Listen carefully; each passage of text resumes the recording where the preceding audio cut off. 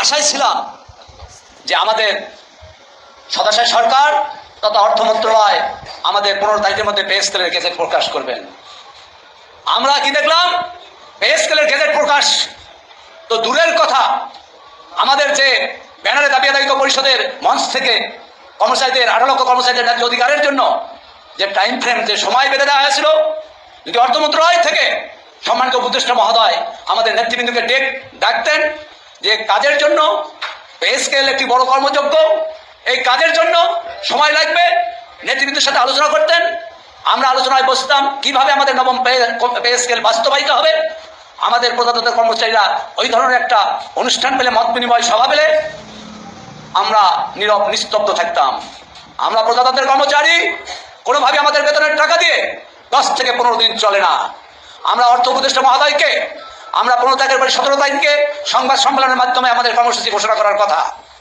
আমরা আমাদের এই দেশের প্রেক্ষাপট, দেশের বর্তমান অবস্থা বিবেচনায় এবং আমরা প্রজাতন্ত্রের কর্মচারী, আমরা কর্মচারী বিধিমালার মধ্যে আবদ্ধ বিধায় আমরা অর্থ উপদেষ্টা মহোদয়কে সাক্ষাৎ চেয়ে একটি আবেদন করলাম আমাদের দাবি আদায়িত পরিষদের প্যাডে।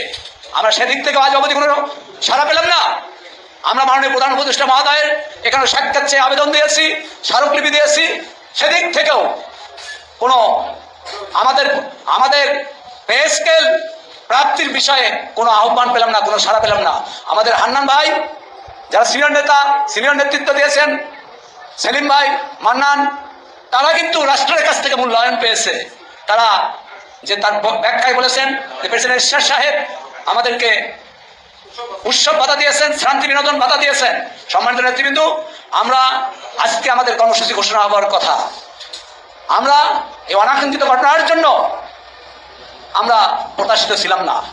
আমরা আজকে সংবাদ সম্মেলনের মাধ্যমে কর্মসূচি দিব, যেহেতু আমাদের কোনো আবেদন বিবেদন, আমাদের কোনো কথাই রাষ্ট্র আমলে নিচ্ছে না। বাধ্য হয়ে আমাদের পেটের ক্ষুধা নিবারণের জন্য, মৌলিক অধিকার প্রাপ্তির জন্য, আমাদের ন্যায্য অধিকার পাওয়ার জন্য আমাদেরকে কর্মসূচির দিকেই যেতে হবে। আজকে এই ঘটা হাদি ভাইয়ের অকাল মৃত্যু, হাদি ভাইকে মেরে ফেলা দেওয়ার কারণে আমরা আজকে কর্মসূচি ঘোষণা করছি না। আগামী 26 তারিখ আমরা আমাদের সংগঠনের পক্ষ থেকে আমরা কর্মসূচি ঘোষণা করব। এর মধ্যে এই কয়েকদিনে আমরা আবারও অর্থ মন্ত্রণালয়, মাননীয় অর্থ উপদেষ্টা, প্রধান উপদেষ্টা সহ তার কার্যালয়ের সাথে যোগাযোগ করব। আমরা প্রজাতন্ত্রের কর্মচারী, আমরা শান্তিপ্রিয় কর্মচারী, আমরা গরিব খেটে খাওয়া কর্মচারী, আমরা কোনোভাবেই চাই না আমরা কর্মসূচির দিকে যাই। সম্মানিত নেতৃবৃন্দ, এই কয়েকদিনেও যদি কোনো অর্থ উপদেষ্টা মন্ত্রণালয়ের দপ্তর থেকে, প্রধান উপদেষ্টার কার্যালয় থেকে যদি আমাদের নেতৃবৃন্দের কোনো ডাক না পড়ে, দৃশ্যমান ডাক, গোপনে ডাকতে হবে না, আনুষ্ঠানিকভাবে চিঠি দিয়ে ডাক দিতে হবে যে আপনাদের সঙ্গে অমুক দিন বসতে চাই, সময় দিন দিয়ে যদি আমাদেরকে ডাকে, আমরা নেতৃবৃন্দের আলোচনায় যাব।